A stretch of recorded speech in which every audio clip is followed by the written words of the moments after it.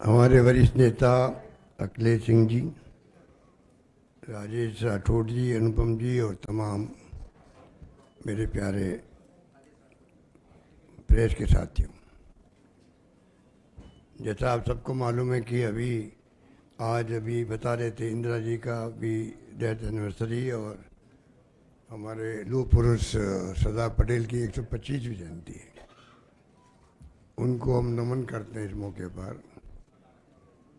वो क्या ज़माना था जब आज़ादी की जंग के अंदर बड़े बड़े नेताओं ने हिस्सेदारी निभाई, उसमें सरदार पटेल भी प्रमुख थे लौह पुरुष के रूप में।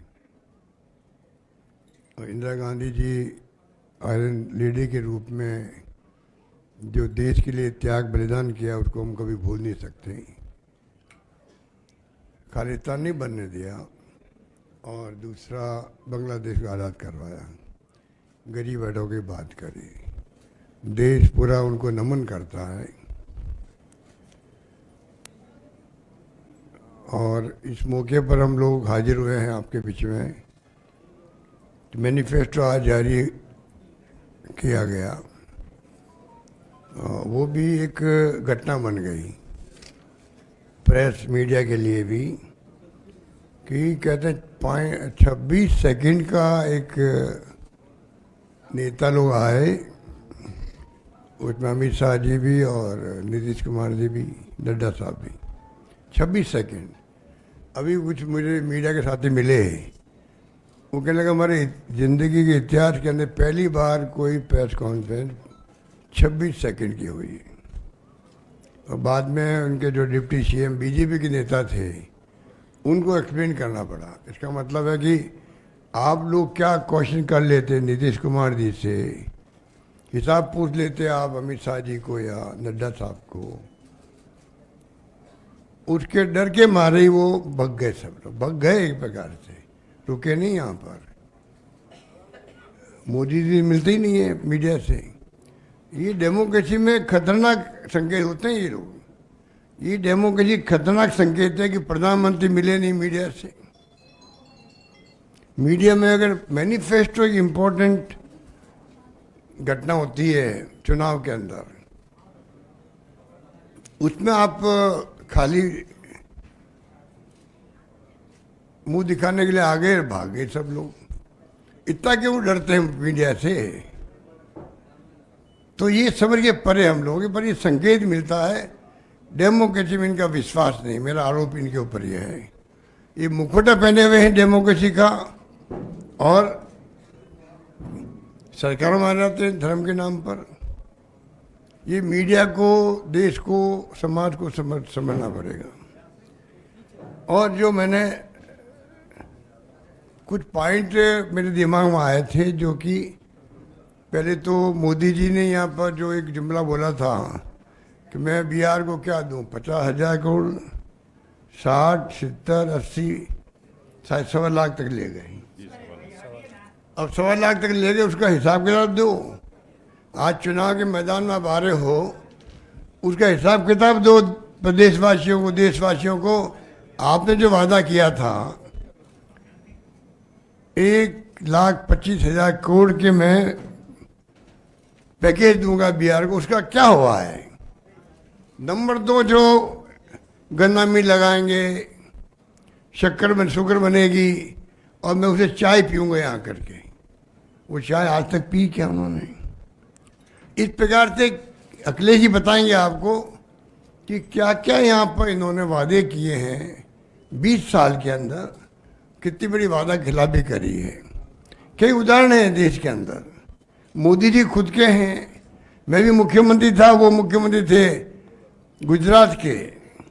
वो बोला करते थे कि भारत सरकार क्यों नहीं, डॉक्टर मनमोहन सिंह सरकार क्यों नहीं एमएसपी को कानून का दर्जा देती है।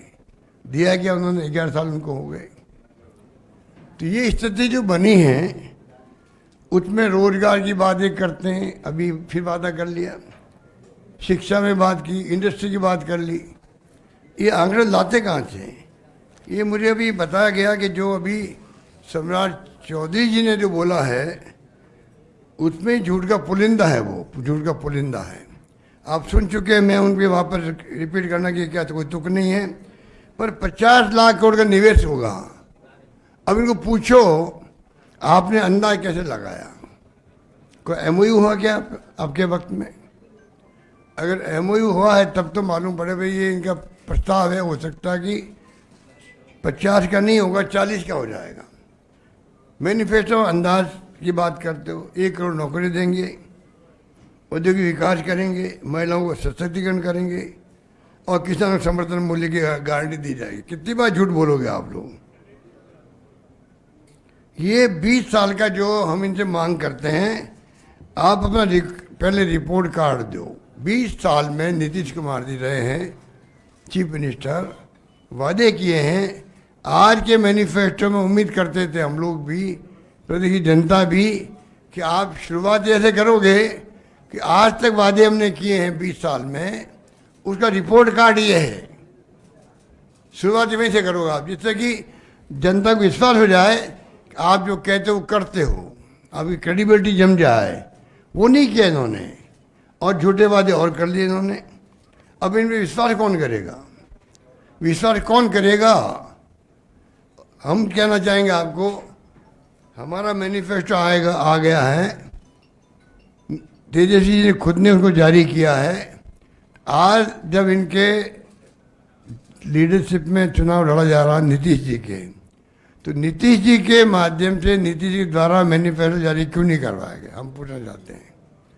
क्या वो नीतीश जी स्थिति में नहीं है क्या कि मैनिफेस्टो जारी कर सके? क्या कारण है कि उनसे जारी नहीं करवा गए? महागठबंधन की बात थी, उनके लीडरशिप में चुनाव लड़ने की बात करें।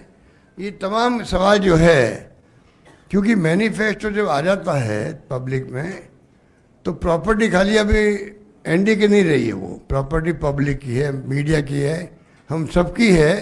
हम उनसे सवाल जवाब कर सकते हैं।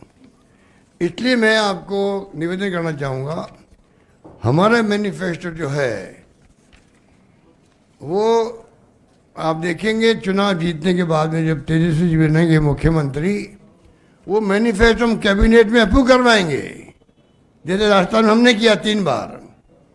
हम चाहेंगे जो वादा करे पब्लिक से, वो वादे निभाएं फिर, और निभाने का गारंटी होती है अगर आप चुनाव जीतने के बाद में सरकार बनती है, कैबिनेट के अंदर उसको अप्रूव कर देते हैं, तो चीफ सेक्रेटरी और तमाम जो है ब्यूरोक्रेट तमाम अपने पास रखते हैं, जो कॉपी को रखते हैं कि भाई ये वादे हमारी सरकार बनी है, तो ये वादे हमने किए थे, अब हम इनको निभाना चाहते हैं, निभाएंगे। जनता पूछ सकती है उनको। यही सिलसिला बिहार में शुरू होगा। मैनिफेस्टो चुनाव जीतने के बाद में वो कैबिनेट में अप्रूव होगा और उसके बाद में वो लागू होगा। ये हम आपको निवेदन करना चाहते हैं। इसलिए मैं कहना चाहूँगा कि जो पलायन यहाँ जो हो रहा है, पेपर लीक की घटनाएं हो रही है, कोई जवाब नहीं। मैं मोदी जी को और अमित शाह जी को विशेष कहना चाहूँगा, अब राजस्थान में पेपर लीक हो गए, हमारे खिलाफ चुनाव में इश्यू बनाया पेपर लीक का। इनको पूछो बिहार में आपका क्या कहना, वो तो बोले कम से कम पब्लिक मीटिंग में। पब्लिक मीटिंग में जवाब देना चाहिए मोदी जी को और अमित शाह जी को। आप अन्य राज्यों में बोलते हो, यहाँ बताइए बिहार में पेपर लीक क्यों हो रहे हैं, गुजरात में क्यों हो रहे हैं, आर्मी में क्यों हो रहे हैं, जुडिशरी में क्यों हो रहे हैं, बताओ आप। और केंद्र सरकार क्या कर रही है उनको रोकने के लिए, ये बताना चाहिए उनको। इस प्रकार से नौकरी मांगने वालों को तो लाठीचार्ज हो रहा है। यहाँ पर लॉ एंड ऑर्डर की स्थिति क्या है आप देख रहे हो। कल भी एक हत्या हो गई, हमने सुना है यहाँ बिहार के अंदर। तो ये जो तमाम बातें हैं वो आपके सामने। अब मैं कहना चाहूँगा, जब ये स्थिति आपकी है, ये जो फिगर दिए गए हैं 1,09,00,000 महिलाओं पर औसत 30,000 करोड़ का कर्जा है। आपने 10,000 रुपये दे दिए महिलाओं को चुनाव के मौके पर, चुनाव जीतने के लिए। वो आप क्या मैसेज देना चाहते हो डेमोक्रेसी के अंदर? इसलिए मेरा मानना है कि ये वक्त है, इनका मैनिफेस्टो झूठ का पुलिंदा है, और इसको हम जाके पब्लिक मीटिंग में हम बताएंगे जनता को कि पहले ये 20 साल का हिसाब दे, रिपोर्ट कार्ड पेश करे, हमने वादे किए, ये निभा पाए, ये नहीं निभा पाए, नहीं निभा पाए, अब निभाएंगे। ये कम से कम उनको हमारे कैंपेन का एक अंत होगा। किस प्रकार से हम जनता को समझाएंगे चुनाव के अंदर ये झूठ बोलते हैं, झूठे वादे करते हैं और इन पे कोई विश्वास नहीं कर सकता। और जो विश्वास नहीं कर सकते हैं, इनके रिपोर्ट कार्ड नहीं है, तो ये जो नया मैनिफेस्टो है इस पे कौन विश्वास करेगा इनके ऊपर। इसलिए मैं लंबी बात नहीं कहता हुआ अखिलेश जी को कहूँगा कि वो अपनी बात कहे और बताए विस्तार से।